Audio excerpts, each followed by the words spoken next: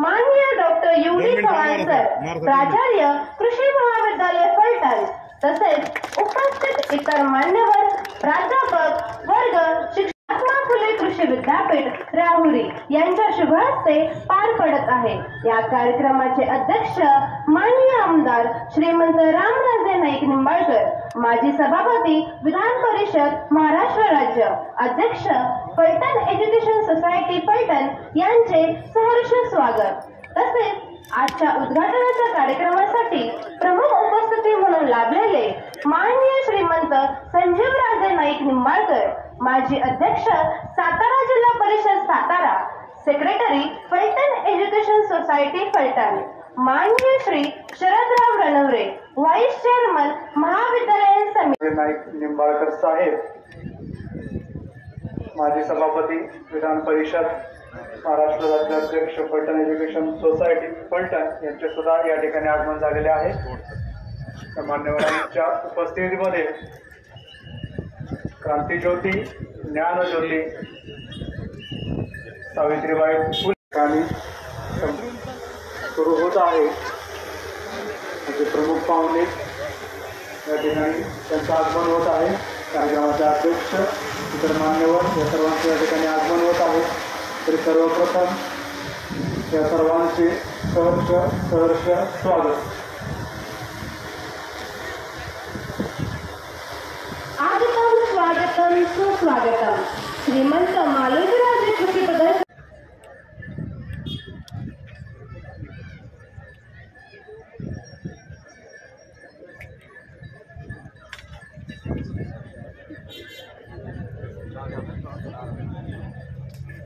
या ठिकाणी ज्ञानज्योती, क्रांतीज्योती सावित्रीबाई फुले यांची आज जयंती आहे। तरी सर्वप्रथम मान्यवरांच्या हस्ते सावित्रीबाई फुलेंच्या प्रतिमेचे अभिवादन उद्घाटन सोहळा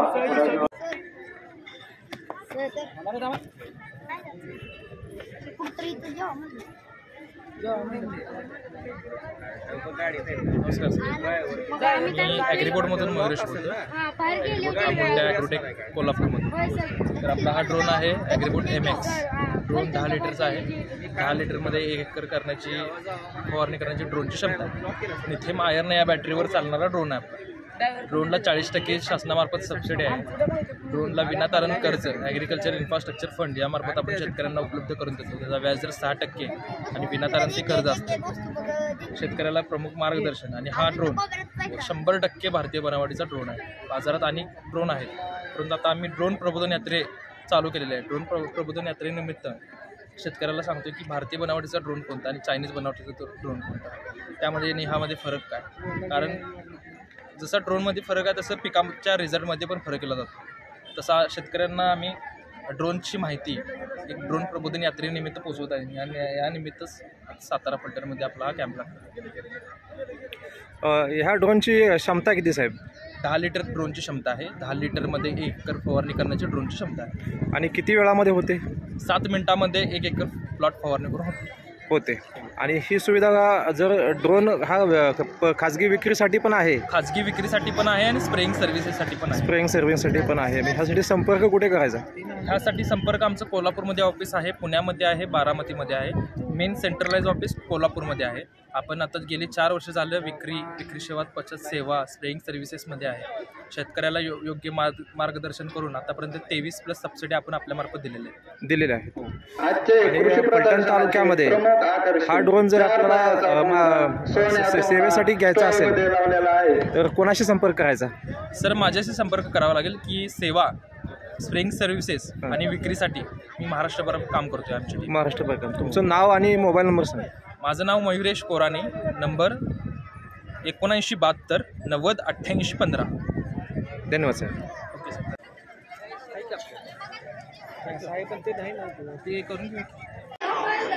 नमस्कार। श्रीमंत शिवाजीराजे उद्यान विद्या आणि कृषी विद्या महाविद्यालय फलटण आयोजित श्रीमंत मालोजीराजे कृषी प्रदर्शन 2025 या ची सुरुवात 2 जानेवारी 2025 या रोजी झालेले हे जे प्रदर्शन आहे हे शेतकऱ्यांसाठी 2 ते 6 जानेवारी 2025 या दरम्यान आयोजित केलेलं आहे। या प्रदर्शनामध्ये शेतकऱ्यांसाठी विविध गोष्टी इथं प्रदर्शनामध्ये उपस्थित केल्या गेलेल्या आहेत। शेतकऱ्यांना शेती उत्पादनामध्ये फायदा व्हावा म्हणून विविध तंत्रज्ञान या प्रदर्शनामध्ये उपस्थित केले, जसं ठिबक सिंचन असेल, ड्रोन असेल किंवा विविध जे अवजार आहेत किंवा खाद्यपदार्थ आहेत त्याची निर्मिती असेल, व्यवसाय आहेत, या दृष्टीनं हे विविध प्रदर्शनामध्ये इथं जे काही स्टॉल आहेत स्टॉलधारक इथं उपस्थित आहेत। मी रिव्हलिश इरिगेशन पुणे यांच्यामार्फत इथं उपस्थित आहे आणि ही इस्रायलची कंपनी आहे। शेतकऱ्यांना ठिबक सिंचनामध्ये जे काही तंत्रज्ञान आहे हे त्याचं मार्गदर्शन करण्यासाठी आम्ही आपल्या प्रदर्शनामध्ये उपस्थित आहोत। शेतकऱ्यांना विनंती करतो या प्रदर्शनामार्फत की आपण आमच्या स्टॉलला येऊन भेट देऊन आपल्या या तंत्रज्ञानाचा लाभ घ्यावा। धन्यवाद। नमस्कार, मी नितीन जाधव, कृषीतज्ञ, Rivulis irrigation India private limited Pune.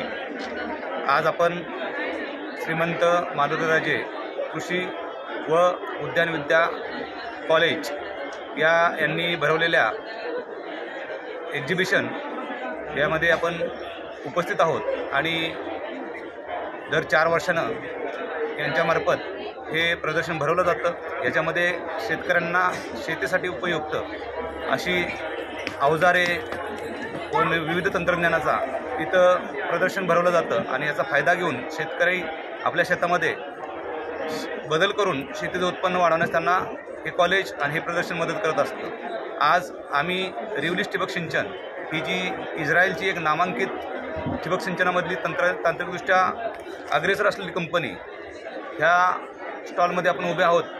या स्टॉलचे किंवा या कंपनीचे या फलटण तालुक्याचे अधिकृत वितरक श्रीयुत शहाजी चव्हाण हे इथं आपल्यासोबत उपस्थित आहेत। त्यांचे चिरंजीव यश शहाजी चव्हाण हे उपस्थित आहेत। आपल्या कंपनीचे टेरिटरी मॅनेजर सागर पिशे आपल्यासोबत आपल्या शेतकऱ्यांना कंपनी आणि कंपनीच्या प्रॉडक्ट्सबद्दल विविध माहिती देण्यासाठी इथं आवर्जून उपस्थित आहेत।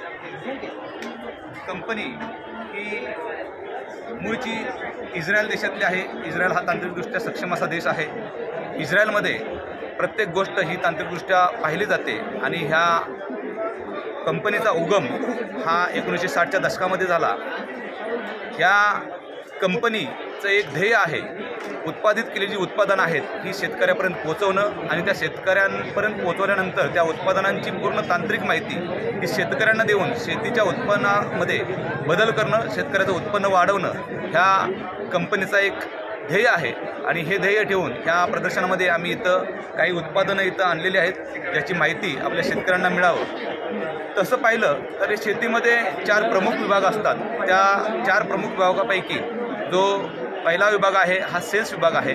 हा सेल्स विभाग आपल्या शेतकऱ्यांसाठी शेताच्या बांधावरती जाऊन शेतकऱ्याच्या शेताचा सर्वे करत असतो। सर्वे केल्यानंतर तो सर्वे त्याचा एक व्यवस्थित आराखडा तयार व्हावा, आराखडा तयार करून जे तांत्रिकदृष्ट्या त्या प्लॉटचं डिझाईन बनणं आवश्यक आहे त्यासाठी जो प्राप्त झालेला सर्वे आहे हा डिझाईन विभागाकडे पाठवला जातो। तो दुसरा विभाग आहे डिझाईन विभाग। तिसरा विभाग डिझाईन केल्यानंतर प्रत्यक्षात तिथं जे ठिबक सिंचन आहे त्याची मांडणी केली जाते।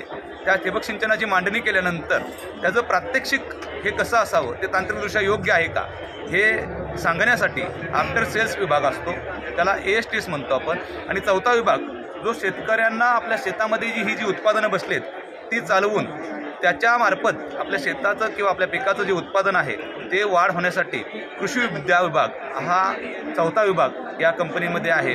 पैकी सुरुवातीचे जे 2 विभाग आहेत हे शेतकऱ्यासाठी प्रत्यक्षात तिथं काम करत असतात आणि त्याच्यानंतर जे 2 शेवटचे विभाग आहेत हे शेतकऱ्याला प्रत्यक्षात तिथं शेतकऱ्याच्या शेतावरती जाऊन मदत करत असतात। पैकी आता ही जी काही उत्पादनं आहेत आपण बघता, ह्या उत्पादनामध्ये आपण पाण्याचे स्रोत बघून पहिल्यांदा आपण शेतकऱ्यांना सांगत असतो की जी डिझाईन आहे ही डिझाईन प्रामुख्याने चांगली बनली पाहिजे। पाण्याचा स्रोत हा कुठला आहे त्यानुसार आपण फिल्टरचं सिलेक्शन करण्यासाठी शेतकऱ्यांना सांगत असतो। ज्या पाण्यामध्ये शेवाळ तयार होते, अगदी डोळ्याला दिसणारी जी घाण आहे ज्याच्यामधून फिल्टर हे चोकअप होऊ शकतात, बाकीचे फिल्टर त्याला गाळू शकत नाहीत, अशा घाणीसाठी आपण शेतकऱ्याला स्टँड फिल्टर जो प्रायमरी फिल्टर आहे त्याचं रेकमेंडेशन करत असतो. त्याच्यानंतर दुसरा जो फिल्टर येतो तो हायड्रोसायक्लोन फिल्टर असतो, प्रायमरी फिल्टर. ज्या शेतकऱ्यांकडं बोर हा पाण्याचा सोर्स आहे आणि बोरमधनं जमिनीच्या खोल भागातून आपण ज्या वेळेस पाण्याचा उपसा करत असतो तो पाण्याबरोबर ती राळ आणि बारीक माती येण्याची शक्यता असते, ज्याच्यामुळे फिल्टर चोकअप होतो. तर अशा जो काही पाण्याचा सोर्स आहे त्याच्यासाठी आपण हायड्रोसायक्लोन नावाचा फिल्टर जो आहे त्याचं रेकमेंडेशन करत असतो. त्याच्यानंतर आपल्या शेतामध्ये पाण्याचे सोर्स जर इतर असतील, जसं विहीर असेल किंवा तुमचं कॅनल असेल ज्याच्यामध्ये शेवाळ तयार होत नाही आहे किंवा कमी प्रमाणात ती शेवाळ तयार होते, तर अशा वेळेस आपण आपला जो जाळीचा फिल्टर आहे, स्क्रीन फिल्टर किंवा डिस्क फिल्टर, अशा फिल्टरचं रिकमेंडेशन करत असतो.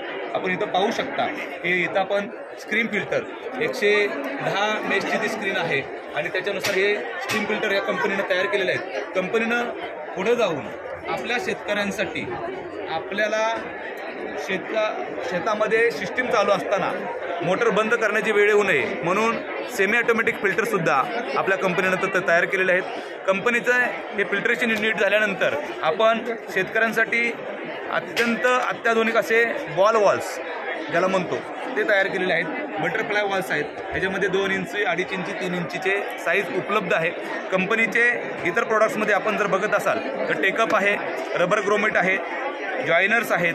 हे कंपनीचे अत्यंत तांत्रिकदृष्ट्या तयार केलेली प्रोडक्ट्स आहेत, ज्याच्यामध्ये कंपनी फार गांभीर्याने लक्ष घालत असते आणि कंपनीची इतर उत्पादने नसल्यामुळे कंपनीच्या बाबत कंपनीचं पूर्ण लक्ष हे फग्न आणि ठिबक सिंचनाची जी साहित्य आहेत ते निर्मिती करण्यावरतीच असतं. त्यामुळं जी मास्टर की म्हणतो आपण, ही मास्टर की ह्या रिव्हल्यूस इरिगेशन कंपनीकडे आहे. कंपनीची उत्पादनं दुसरी नसल्यामुळं पूर्ण लक्ष हे या कंपनीचं ही उत्पादनं मिळवण्याकडे असतं आणि त्याच्यामुळं आज जर आपण बघाल तर जवळपास 120 देशांमध्ये आपण ही कंपनी आपण स्वतः आणि आपल्या भागीदारांमध्ये जे वितरक आहेत त्यांच्यामार्फत 120 देशामध्ये ही कंपनी काम करत आहे आणि 120 देशामध्ये विविध पिकामध्ये म्हणजे जी फील्ड क्रॉप्स असतील, जसं ऊस असेल, केळे असेल, तुमचं कापूस असेल, याच्यापासून अगदी फळपिकं जे आहेत, द्राक्ष, डाळिंब, आंबा, पेरू, या सगळ्या पिकांमध्ये ही कंपनीची उत्पादनं लोक वापरतात आणि ही उत्पादनं वापरून चांगल्या पद्धतीचं उत्पादन ही लोक घेत असतात. आपण जर लॅटरलच्या बाबतीत बोलायचं म्हणलं तर लॅटरल कंपनीच्या बाबतीत आपण जर बोलायचं झालं, रिव्हल्यूस इरिगेशनकडे 12 mm, 16 mm, 20 mm अशा पद्धतीच्या लॅटरल्स आहेत, ज्याच्यामध्ये नॉर्मल लॅटरल्स आणि प्रेशर कॉम्पेन्सेटेड प्रकारचा जो प्रकार असतो तो आहे. अँटीसायपॉन प्रकारचे लॅटरल्स आहेत. अशा विविध प्रकारच्या लॅटरल्स ज्या असतात. आता नॉर्मल प्रकारच्या ज्या लॅटरल्स आहेत आपण शेतकऱ्यांना असं सुचवत असतो की जिथं जमिनीला आपल्या चढ उतार नाही आहे त्या प्रकारच्या जमिनीमध्ये, या प्रकारच्या पिकांमध्ये आपण नॉर्मल प्रकारचे ज्या लॅटरल्स आहेत, जिथं 1 kgचा दाब हा अपेक्षित असतो त्या प्रकारच्या लॅटरल्स आपण तिथं वापराव्यात. ज्या शेतकऱ्याला आपल्याला जमीन थोडी चढ उतारायची आहे किंवा बंदिस्त शेती करायची आहे, ज्याला आपण पॉली हाऊस किंवा ग्रीन हाऊस असे म्हणतो, त्या शेतकऱ्यांना आम्ही रिकमेंडेशन करत असतो की अशा प्रकारच्या शेतीमध्ये आपण प्रेशर कॉम्पेन्सेटेड प्रकारचे ज्या लॅटरल्स आहेत त्या लॅटरलचा वापर करावा, ज्याची प्रेशर रेंज ही ठरलेली असती. आपण 0.6 पासून 3.5 kgपर्यंत त्याला प्रेशर रेंज दिलेली असते. ती नॉर्मल प्रकारच्या ड्रिपर्स किंवा ड्रिप लाईन्समध्ये नसते आणि ह्या लॅटरलचा फायदा असा असतो की प्रेशर रेंज 0.6 पर्यंत, म्हणजे प्रेशर जरी 0.6 पर्यंत खाली आला किंवा 3.5 किलोपर्यंत जरी वाढला तरी ह्या लॅटरल्स किंवा ह्या लॅटरमधला जो ड्रिपर्स आहे हा सगळीकडे एक समान पाणी देतो, ज्याचा फायदा आणि त्या पिकामध्ये होतो, त्या पिकाच्या उत्पादनामध्ये होतो. नॉर्मल प्रकारच्या ड्रिप लाईन्समध्ये हा प्रेशर रेंज ठरलेली नसते, त्याला 1 kgचा प्रेशर दिलेला असतो. त्यामुळे उताराच्या बाजूने जर तर प्रेशर जास्त झाला तर तिकडे पाणी जास्त पडतं आणि चढाच्या बाजूला पाणी कमी पडतं आणि म्हणून तिथं 10 ते 15% व्हेरिएशन हे नॉर्मल प्रकारच्या ड्रिप लाईन्समध्ये असतं. प्रेशर कॉम्पेन्सेटेडमध्ये आपल्याला ती रेंज ठरलेली असते. तसंच पुढे जाऊन बघाल तर आपण कंपनीनं काही ड्रिपरची रेंज किंवा ड्रिपरचं स्पेसिंग हे ठरवून दिलेलं आहे. अगदी 30 सेंटीमीटर, 40 सेंटीमीटर, 50 सेंटीमीटरवरती 2 ड्रिपरमधलं अंतर हे कंपनीच्या मार्फत दिलेलं असतं. जर डिस्चार्ज पाहिला आपण तर डिस्चार्ज अगदी 1 लिटर, 1.5 लिटर, 2 लिटर किंवा 4 लिटरपर्यंत हे इनलाईनमध्ये आपले ड्रिपरचे डिस्चार्ज हे ठरलेलं आहे.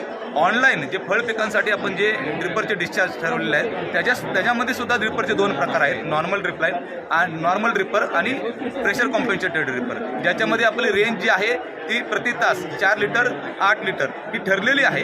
त्याच्यामध्ये आपण फळ पिकांना सुद्धा नॉर्मल प्रकारचे आणि कृषी प्रकारचे हे ड्रिपर्स आपण शेतकऱ्यांना पुरवत असतो. अशा ह्या ड्रिप लाईन्स आपण शेतकऱ्यांसाठी तयार केलेल्या आहेत. अगदी 12 mm, 16 mm, 20 mm, 1 फूट, 1.25 फूट, 1.5 फूट ह्या रेंजमध्ये आपले हे ड्रिपर्स आहेत.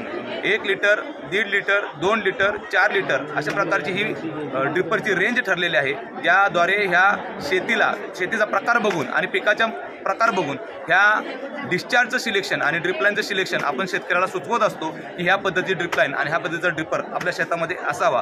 अगदी जर तुम्ही केळीसारखं पीक बघाल ज्याची मुळांची रचना ही फार उथल भागामध्ये असते, तसं पाहिलं तर शास्त्र असं सांगतं की पिकाच्या मुळांची रचना जरी खोल असेल किंवा उतळ असेल, परंतु खाणारे ज्याच्या फीडिंग रूट्स ज्याला म्हणतो आपण, ह्या जमिनीच्या वरच्या 1.25 फुटात काम करत असतात. तिथं जवळपास 85% मुळ्या काम करत असतात. आणि हे शास्त्र जाणून आपण शेतकऱ्याला सूचित करत असतो की कमी अंतरावरती कमी डिस्चार्ज येणारा जो ड्रिपर आहे, तर जो कमी प्रवाह दर देतो त्या ड्रिपरचं आपण सिलेक्शन करावं आपण शेतकऱ्याला सुचवत असतो.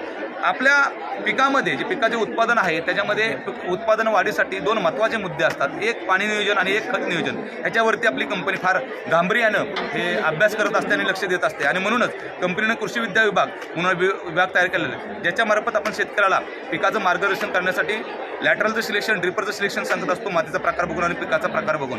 तसंच त्यानुसार आपल्याला जो पाणी नियोजनाचा भाग आहे, पाणी नियोजन प्रत्येक पिकाच्या अवस्थेमध्ये हे बदलत असतं. आणि म्हणून पिकाची अवस्था बदलत असताना आपल्याला पाणी नियोजनसुद्धा त्या पद्धतीनं बदलावं लागतं. कुठल्या अवस्थेमध्ये किती पाणी द्यायचं, हे पिकाला द्यायचं पाणी जे असतं हे शास्त्रीयदृष्ट्या आपल्या शेतकऱ्याला सांगणं हे गरजेचं असतं. आज सुद्धा शेतकरी पारंपरिक पद्धतीनं पाणी द्यायचं, जरी ठिबक बसवलं तरी पारंपरिक पद्धतीनं शेतीला पाणी द्यायचा प्रयत्न करत असतो. आणि त्याचा उपयोग मग असं म्हणलं जातं की ठिबक सिंचनावरती पिकाचं उत्पादन वाढलं गेलं पाहिजे, परंतु पिकाचं उत्पादन काही शेतकऱ्याला वाढताना दिसत नाही. आणि मग त्यावेळेस ही ज्या सिस्टीम आहे, जी यंत्रणा आहे, त्याच्याबद्दलचं जे काही नाराजी आहे ते शेतकऱ्यामध्ये जात असते. म्हणून तांत्रिकदृष्ट्या जर शेतीचं मध्ये उत्पादन वाढवायचं असेल, हे पाण्याचं नियोजन हे शेतकऱ्याला जमणं हे गरजेचं आहे. आणि म्हणून कंपनीनं रिव्हर्स इरिगेशननं मन्ना इरिगेशन नावाचं जे काही तंत्रज्ञान आहे, ज्याच्याद्वारे म्हणजे उपग्रहाद्वारे आपल्या शेतकऱ्याला पाण्याचं नियोजन ही कंपनी सांगत असते.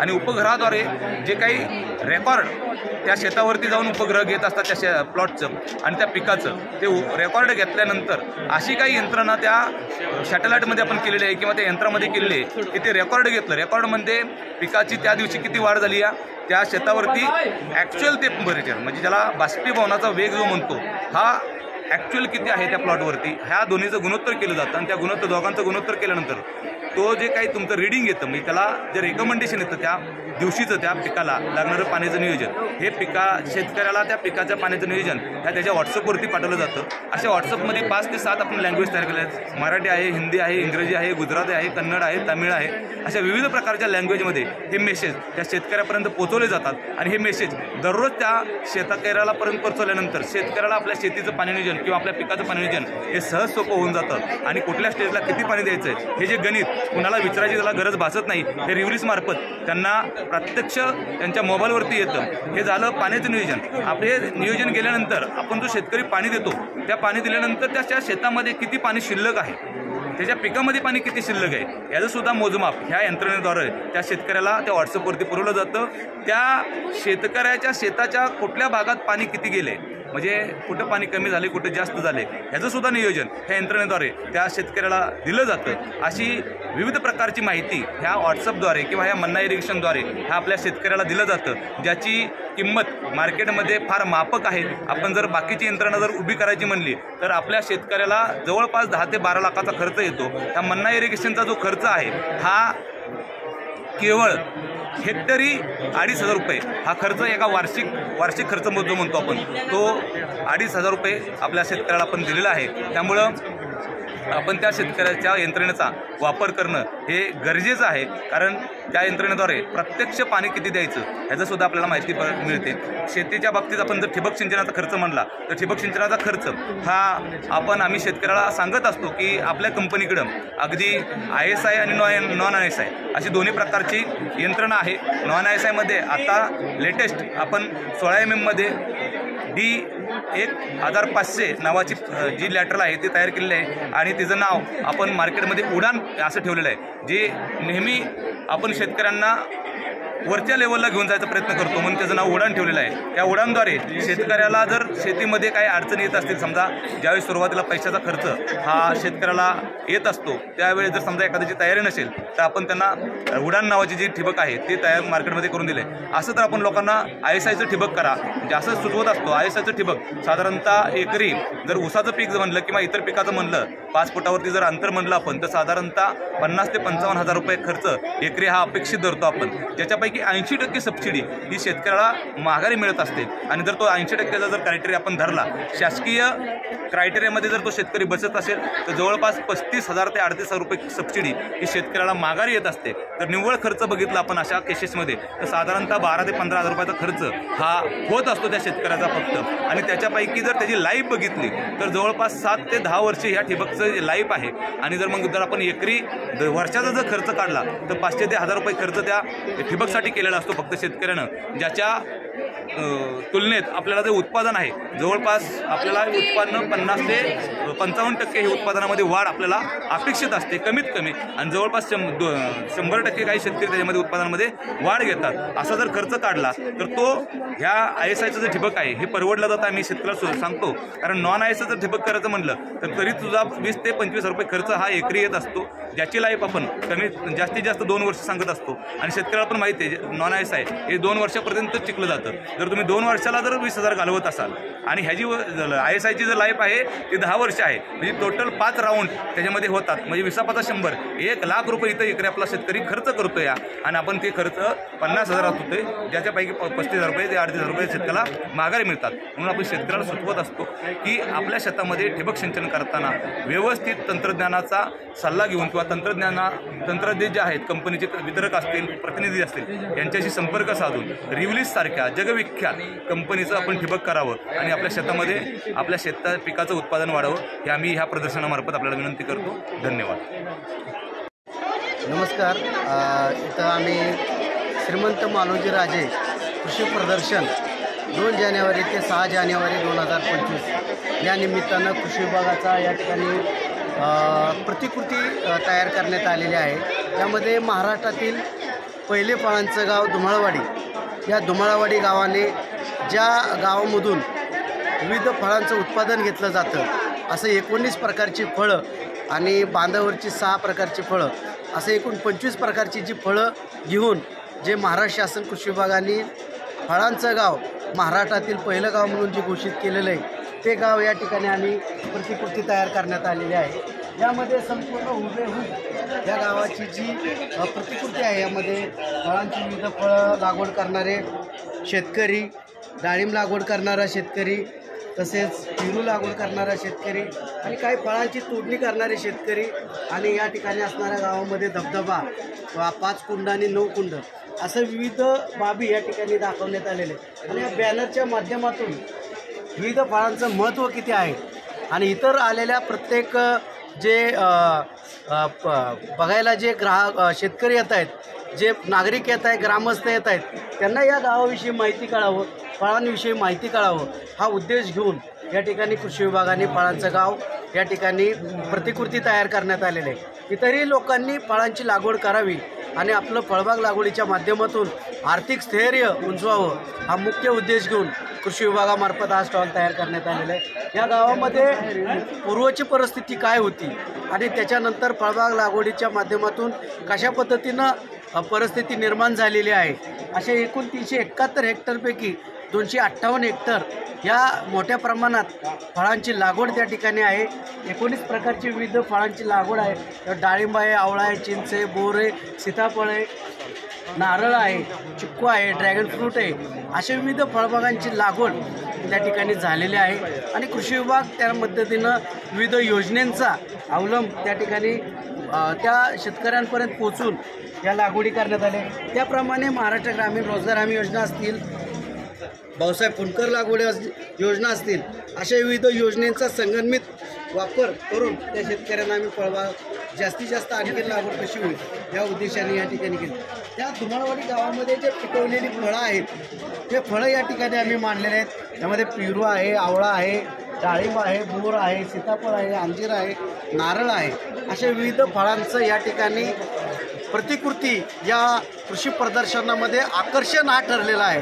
त्यामध्ये आणखीन सांगायचं म्हणजे चिंच आहे आणि इतंभूत माहिती की सेंद्रिय पद्धतीनं कशा पद्धतीनं लोक सेंद्रिय शेती करतायत, विविध मेळाव्या घेऊन शास्त्रज्ञाच्या भेटी घेऊन रोगकीडविषयी मार्गदर्शन करून त्या ठिकाणच्या शेतकऱ्यांना प्रवृत्त करून त्यांना तंत्रज्ञान दिलेलं आहे। हे तंत्रज्ञान इतरही शेतकऱ्यांनी वापरावं आणि संपूर्ण तालुका जिल्हा महाराष्ट्रभर ही लोकांची फळबाग लागवड वाढावी या उद्देशाने कृषी विभागामार्फत या ठिकाणी प्रतिकृती फळांचं गाव धुमाळवाडी हे तयार करण्यात आलेलं आहे। संपूर्ण कृषी विभागाचं फलटणची टीम या ठिकाणी एकत्र येऊन हा देखावा प्रतिकृती ही तयार करण्यात आलेली आहे आणि अवश्य शेतकऱ्यांनी या ठिकाणी भेट देऊन फळांची लागवड करून आपलं आर्थिक स्थैर्य उंचवावं हेच या निमित्तानं हा संदेश आहे।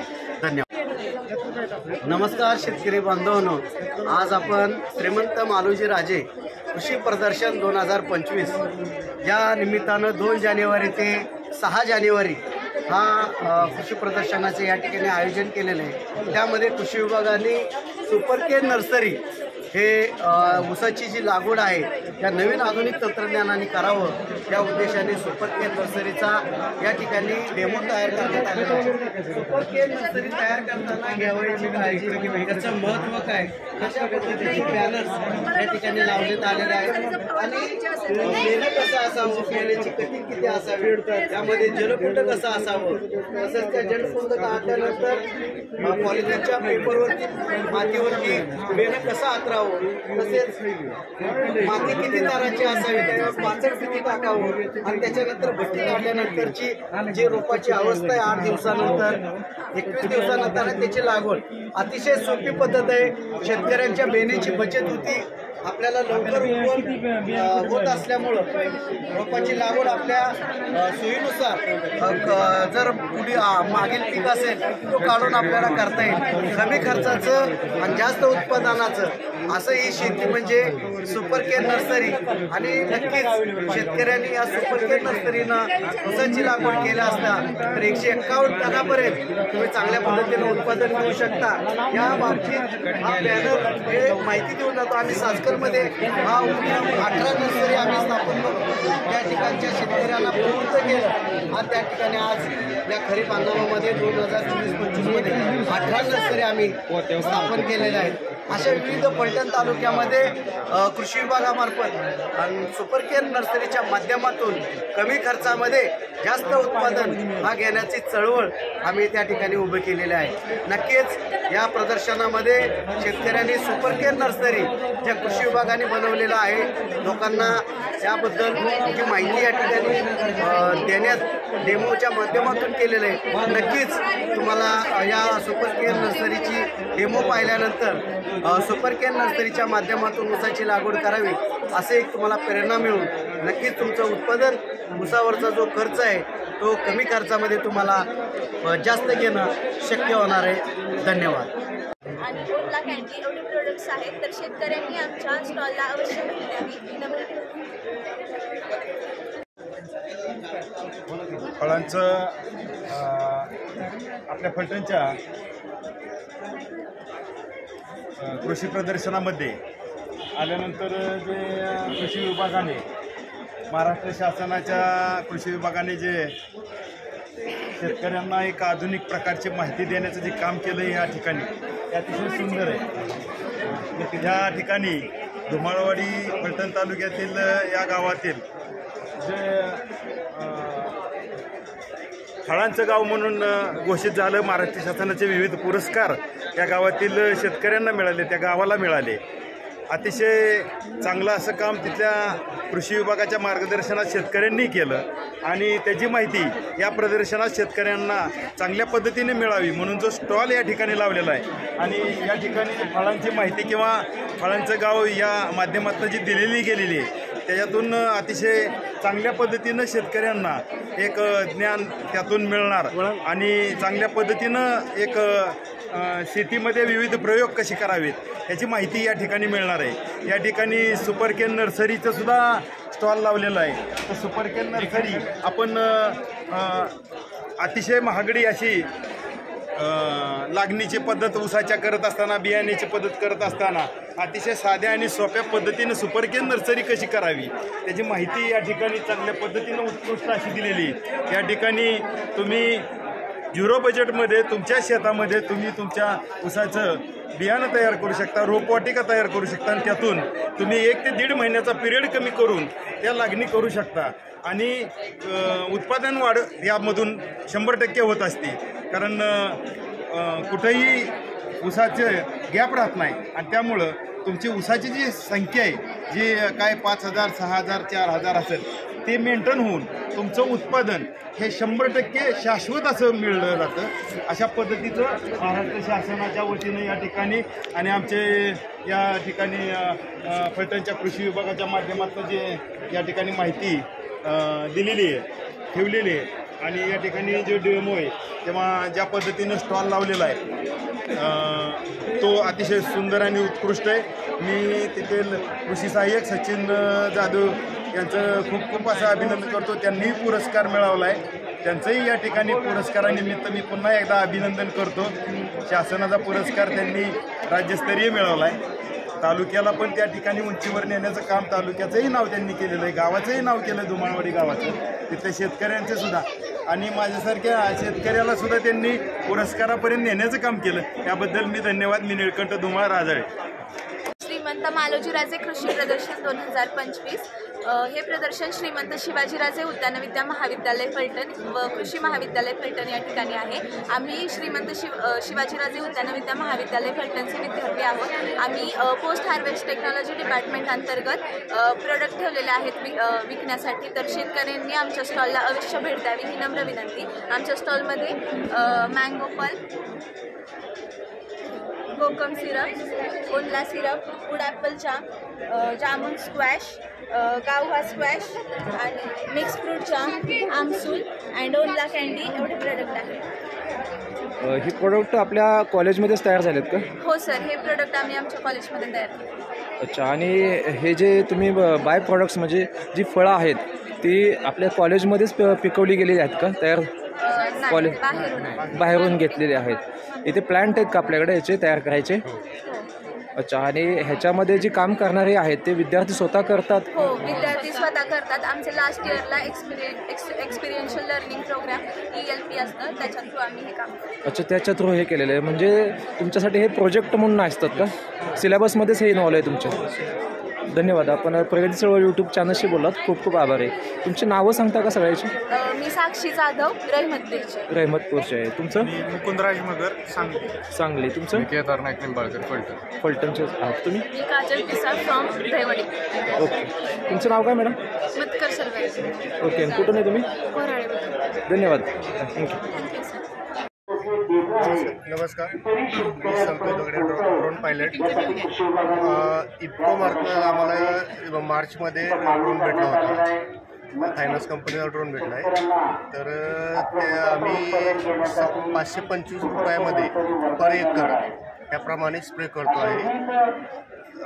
प्लस ड्रोनचे फायदे काय आहे तर ड्रोनमुळे आपल्याला टाईम कमी लागतो, औषध कमी लागतं, वेळेची बचत, प्लस माती प्रदूषण होत नाही. नॅनो टेक्नॉलॉजी सगळी औषधं, nano urea, nano DAP, Sagarika ह्या प्रकारची औषधं आपण त्यासोबत वापरू शकतो. धन्यवाद. नमस्ते, माझे नाव रोहित निक्कम, मी इफ्को कंपनीचा प्रतिनिधी. तर आता आपण पारंपरिक पद्धतीला वळण देऊन आधुनिक टेक्नॉलॉजीनुसार इफ्को कंपनीने लिक्विडमधले खते बाजारात आलेले आहेत. जर पारंपरिक खताचा उपयोग त्यापेक्षा नॅनो टेक्नॉलॉजीचा उपयोग केला तर शेतकऱ्यांना रिझल्ट ही चांगला भेटतो. पैशाची बचत, वेळेची बचत, वाहतुकीची बचत होते. आता हे इफ्को कंपनीने नॅनो युरिया हा लिक्विडमध्ये फॉर्ममध्ये काढला आहे. तर आपण पारंपरिक युरियाचं पोतं घेतलं तर 270 रुपयाला बॅग भेटती. तेच जर बॉटल घेतली तर 225 रुपयाला भेटती.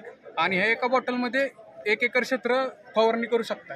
त्याबरोबर कुठलं पण कीटकनाशक, बुरशीनाशक वापरू शकता. जर आपण पारंपरिक युरियाचं पोतं हे जर जमिनीत टाकलं तर आपण ते जमिनीत टाकतो, त्यामुळे पिकाला अपटेक करताना 20 ते 22 किलो करतं. बाकीचा युरिया हा चंचल असतो, जमिनीत वाहून जाऊ शकतो पाण्याच्या साह्याने किंवा हवेत उडून जाऊ शकतो.